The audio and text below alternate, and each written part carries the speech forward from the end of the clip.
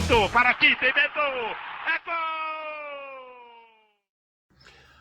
Fala aí, pessoal, tudo bem? Deixe seu like nesse vídeo, inscreva-se aqui no canal, porque a gente vai falar mais sobre Tite, né? Técnico que tem uma possibilidade de comandar o Flamengo se bobear ainda em 2023, desde que seja com um plano de longo prazo, né? Então, em primeiro lugar, assim, por maior rejeição que tem o Tite junto ao torcedor do Flamengo, o objetivo desse vídeo é explicar como o Tite pensa futebol, né? Para a gente desmistificar algumas coisas e para colocar novos elementos na mesa, a gente precisa, em primeiro lugar, dizer que o Tite é um camaleão, tá? O Tite 2023, eu não vou falar em 2023, melhor, 2022, nada tem a ver com o Tite, por exemplo, 2012, que foi campeão da Libertadores e campeão mundial pelo Corinthians, né? Já ali no meio do caminho, antes mesmo de ele assumir a seleção brasileira em 2016, uma mudança bem importante no tipo de trabalho do Tite, até porque ele teve tempo para estudar futebol no meio do caminho, tá? Assim, eu quero primeiro me concentrar aqui naquela equipe do Corinthians, campeã brasileira em 2015, que para mim foi o time mais encantador que o Tite já montou, tá? É bem importante dizer que esse vídeo tem como objetivo traçar uma linha sobre a Adenor Bach, que vem desde 2012 até 2022, tá? 2012, um time mais pragmático, um time com um ataque mais funcional. Com 2015, já com algumas trocas, algumas mudanças de conceito, até pelos jogadores que tinha. Então a gente está falando de um técnico que sabe se adaptar muito aos jogadores que tem, né? Então, por exemplo, você pega o Tite de 2015, né? Repito, um time que encantou o futebol brasileiro, acabou sendo campeão brasileiro pelo Corinthians e tal. Era um time que tinha o Renato Augusto, com muita liberdade para se movimentar pelo meio de campo, né? E no ataque, Wagner Love, um centroavante muito móvel, né? Não é aquele centroavante estático, com o Jadson, que sempre foi o meio-campista, jogando mais aberto pelo lado direito. E do outro lado, o Malcom, né? Hoje jogador do Al Hilal, que jogou no Zenit, jogou na seleção brasileira também, funcionando mais pelo lado esquerdo. Mesmo assim, eram jogadores que trocavam frequentemente de posição, né? Aquele time do Corinthians, repito, encantou muito pelas variações de jogo que tinha, pelas trocas dos pontas também, né? Não necessariamente laterais que atacavam o tempo todo.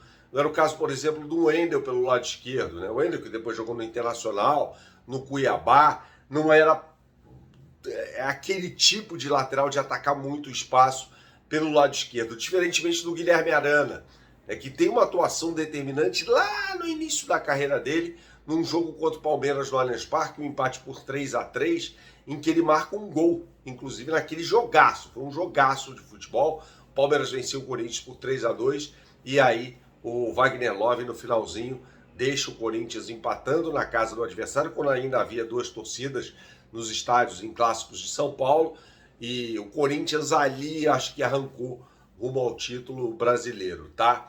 Tinha o Luca entrando naquele time do Corinthians também, outro centroavante com características de muita mobilidade, né? Aí o Tite assume a seleção brasileira. Vale lembrar que o Tite era o mestre do jogo conhecido, de uma plataforma de jogo de início, né? Sempre falando aqui de formação inicial, conhecida como 4-1-4-1, ou seja, uma linha de 4. É impossível ver o Tite armando seus times ao longo da carreira dele num sistema com 3 zagueiros. Então, se o Tite chegar, vier ao Flamengo, o Flamengo não vai jogar nunca num sistema com 3 zagueiros, né? 2 laterais, um jogador de meio de campo, que nos tempos em que o Corinthians ganhou tudo, era o Ralf, né? Hoje, eu não sei se o Tite gostaria de ter um jogador como o Ralf, né? O Ralf, que era um cara que desarmava muito, né? Quando o Ralf jogava, o Corinthians tinha média inferior, isso em 2015, né? A 1 gol por jogo, né? Quando o Ralf estava em campo, ou seja, um time que praticamente não tomava gol. O Ralf era um volante mais, não era um volante muito querido pelo torcedor do Corinthians, não era um volante de sair jogando, nada disso, era mais um destruidor de jogo, tá?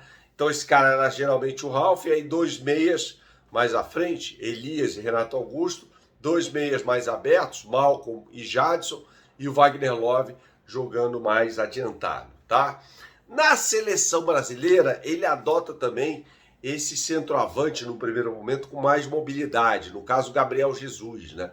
Vai lembrar que os dois centroavantes, entre aspas, do Tite, eram Gabriel Jesus e Firmino, dois jogadores que têm características de movimentação muito importantes. Vai lembrar que o Gabriel Jesus, por exemplo, no último jogo do Arsenal, um empate por 2-2 contra o Tottenham, jogo mais aberto, não aberto necessariamente, aparecia bastante na área, mas sai jogando mais pelo lado esquerdo. O Firmino, e a gente vê essa característica no Firmino, já numa fase posterior da carreira dele no Aoli, jogador que sai muito da área, acontecia isso muito no Liverpool, né? Jogador que saía muito da área, abrindo espaço para o Salah pelo lado direito e o Mané pelo lado esquerdo, né? Então o Tite gostava muito desse centroavante com a característica de mais mobilidade, tá? Então a gente pode falar aqui que o Gabigol jogaria certamente no time do Tite, né? Certamente seria um cara para jogar com o Tite, né? Na Copa de 2018, dois jogadores mais abertos pelos lados, jogando com um volante, né? Com uma saída de jogo muito mais apurada do que o Ralf, que é o Casimiro, né? Um volante de um outro nível, de um nível muito superior. Felipe Coutinho, jogando pelo lado esquerdo como meio-campista, entrando mais na área, em diagonal, sempre batendo com o pé direito. Então tinha muito essa característica, né, do 4-1-4-1. À medida que o tipo, e assim, muito ataque funcional também, num primeiro momento dessa fase aí. À medida que o tempo foi passando, o Tite foi se encantando por outras plataformas de jogo também, né? Então a gente pode ver aqui uma influência muito clara do Arsenal, do Arteta, sobre o Tite, principalmente no ano de 2022. Aí a gente tem mais elementos de um jogo de posição, tá? O Tite jogaria com um jogo de posição no Flamengo? Eu não sei, não dá para saber. Mas certamente trata-se de um técnico que numa fase mais adiante teve muita influência do jogo de posição. A gente pega, por exemplo, um gol, se não me engano, do Richarlison contra a Coreia. Ali é jogo de posição puro, né? Com jogadores ocupando espaço, não necessariamente o mesmo jogador parado naquela posição, mas ocupando espaço. Então o Tite é um verdadeiro camaleão. Saudações, até a próxima e tchau, tchau.